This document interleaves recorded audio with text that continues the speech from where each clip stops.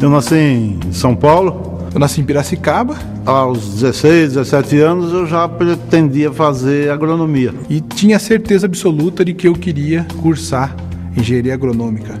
E me formei lá na Escola Superior de Agricultura de Queiroz, na Exalc, em 1960. Eu terminei a graduação e logo comecei o mestrado. Fiz o doutorado. Durante o doutorado, eu tive a oportunidade de ficar um tempo nos Estados Unidos. E eu fui para a Inglaterra fazer, então, um outro doutorado, que foi o PhD. Voltei ao Brasil e comecei uma área que era muito rara em ciências aqui no Brasil, que era o uso de micro-organismos, genética de micro-organismos. Isso foi muito importante porque me motivou ainda mais a terminar o doutorado até um pouco antes do prazo que eu teria, para já iniciar trabalhando como pós-doc, no pós-doutorado, num projeto internacional.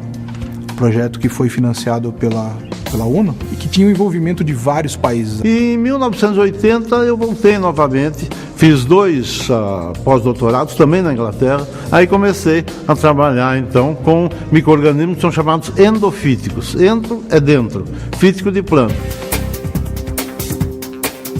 Então, agricultura, uma definição seria a utilização dos recursos naturais de forma sustentável para produzir esses benefícios, esses produtos que o ser humano precisa consumir. Agora, a diferença, esse segundo termo, tropical, né, especifica um pouco mais a agricultura desenvolvida, né, entre os trópicos de Capricórnio e de Câncer, que tem uma condição climática distinta. Isso seria então uma agricultura tropical, uma agricultura adaptada a países de clima tropical. E nesse ponto eu acho que o Brasil está indo muito bem, é a vanguarda. O Brasil não perde nada para as pesquisas nessa área com relação aos outros países, não. Meu trabalho no doutorado começou basicamente com tentar entender a variação, a variabilidade espacial e temporal do carbono, nitrogênio do solo. Hoje, com relação a essa questão de mudanças climáticas e de efeito estufa, o solo tem ganhado uma atenção que não tinha, talvez, anteriormente. Existe 3 vezes mais carbono no solo do que na vegetação, do que na atmosfera. Se a gente não usar na agricultura tropical práticas de manejo adequadas, o que a gente vai estar fazendo? Liberando esse carbono que está quietinho ali no solo, transformando esse carbono em gás.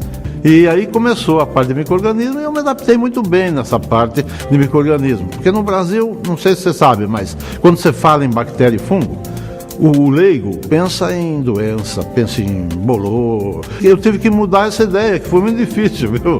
Dizer que os micro-organismos são úteis. Eu tenho até uma camisa que, em vez de ter salva a nossa ararinha, salva nosso mico-leão dourado, até salva o nosso penicillium, também está morrendo, sabe? Eles são micro-organismos, são seres vivos também. E ninguém pensa nisso, sabe?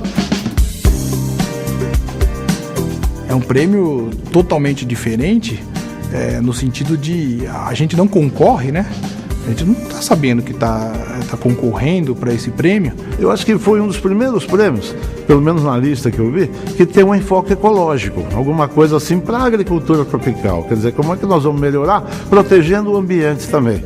Então esse eu acho que foi um ponto muito importante e eu agradeço imensamente. Foi surpresa para mim, viu? A oportunidade, esse reconhecimento que eu tive agora, independentemente do futuro, já é importante para me dar mais motivação ainda do que eu tenho para continuar nessa carreira, nesse tipo de pesquisa, nesse tipo de atividade, né? Eu agradeço, então, eu acho que os agradecimentos são gerais. Em primeiro lugar, a própria Escola Superior de Agricultura de Queiroz, à Universidade de São Paulo. Eu acho que também aos meus orientadores, são os parentes, os irmãos e tudo mais, a gente tem que agradecer todo mundo realmente. E agradecer também à própria Fundação Bunge, que foi o reconhecimento do trabalho feito. Agradecer os meus orientadores, a instituição e dos atuais colaboradores, né? Eu gostaria de agradecer, em primeiro lugar, realmente a minha família. A minha esposa, a Alessandra, que me dá um suporte extraordinário.